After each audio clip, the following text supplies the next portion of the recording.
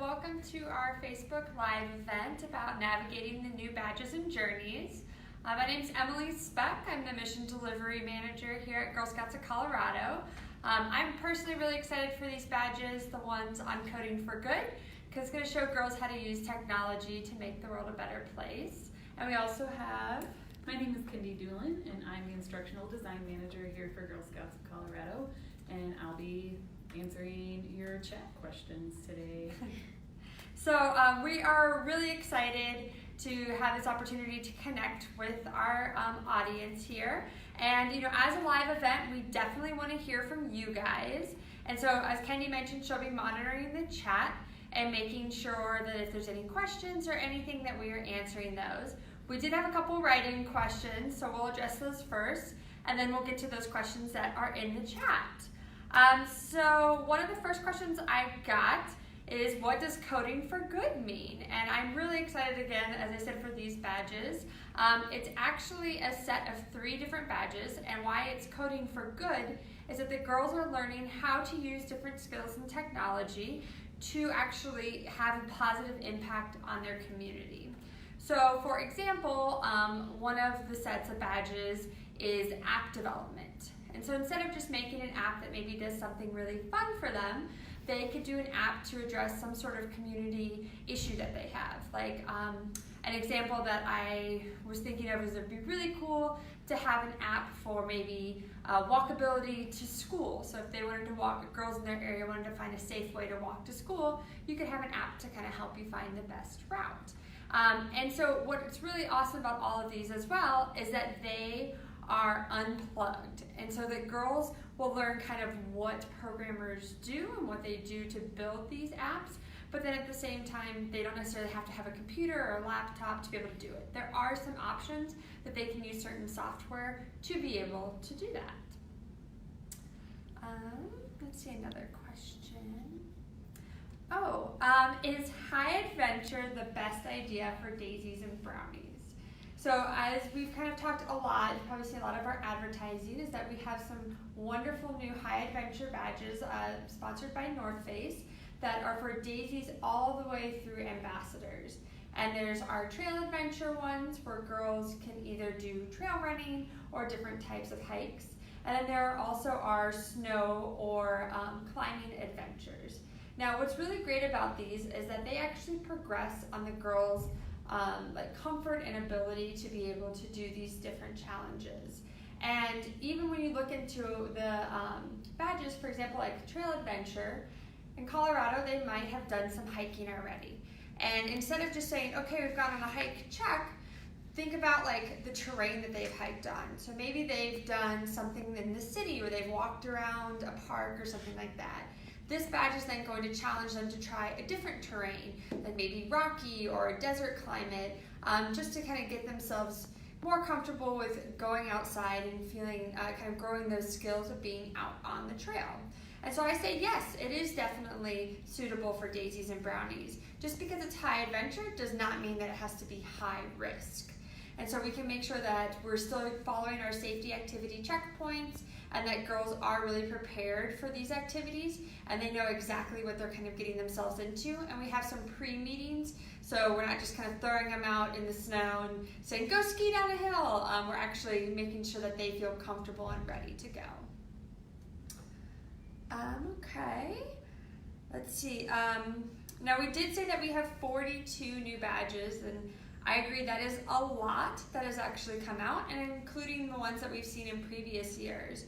So as a leader or a parent or even a girl, if you guys are listening, this might seem kind of overwhelming. Like, wow, do I have to do all of these? When do I have to do them by?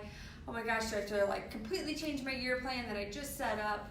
No, you don't. What's great about these new badges is, yeah, they're new this year, but they're gonna be around for a really long time. And so if you've got some new daisies and you're not really sure, as maybe as a leader, if you're comfortable leading them through some of these new badges, then maybe just take a year and do some of the other ones that you are more comfortable with, and next year kind of address that.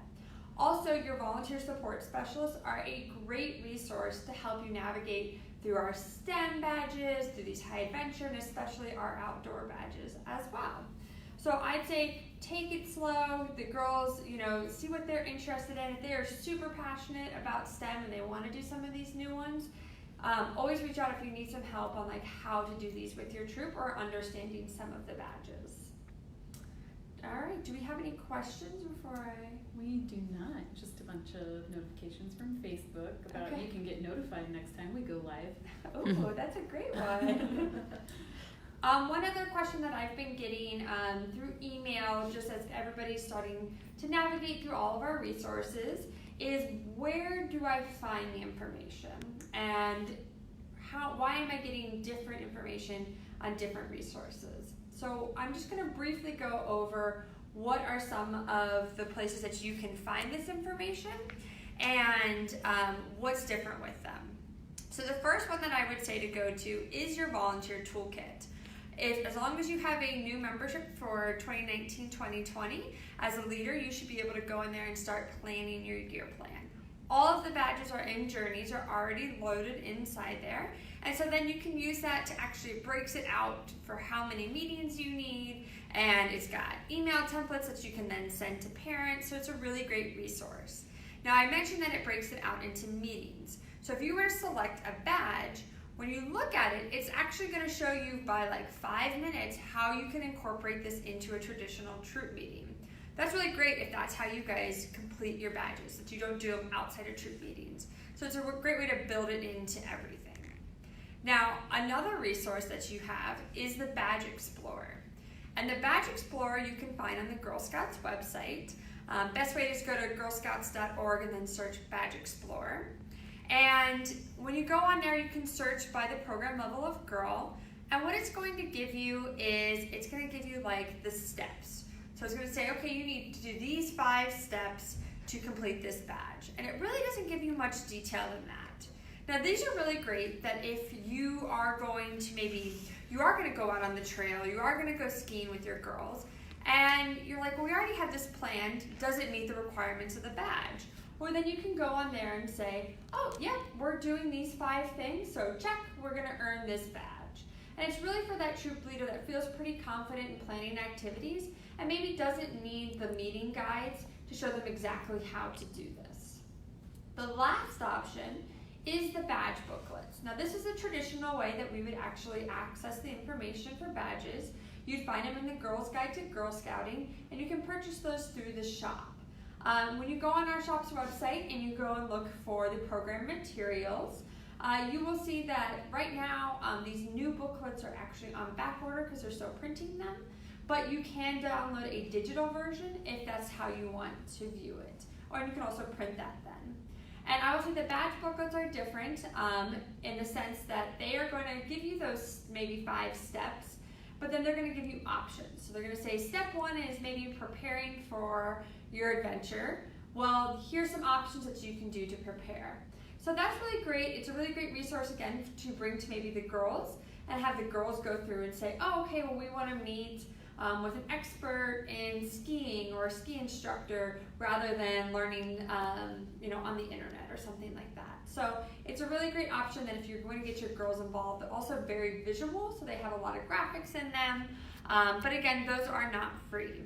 So Volunteer Toolkit is free, goes through the meetings. Badge Explorer is also free. And it just goes through the basic steps, and then your last option is to purchase badge booklets through the shop, whether digital or you wait for the paper versions to come in. And those are, again, a cost, and they go into a little bit more detail of choices that you could be doing with your girls or get your girls engaged. Right, any other comments? Mm-hmm. Well, if you guys have any questions or comments about these new badges and journeys, this Facebook Live is going to be recorded and available for everybody to look at. So you can then watch it, if you're watching it now later at home, please go ahead and still make some comments. You can comment on Facebook, or you can always reach us through emailing inquiry@gscolorado.org.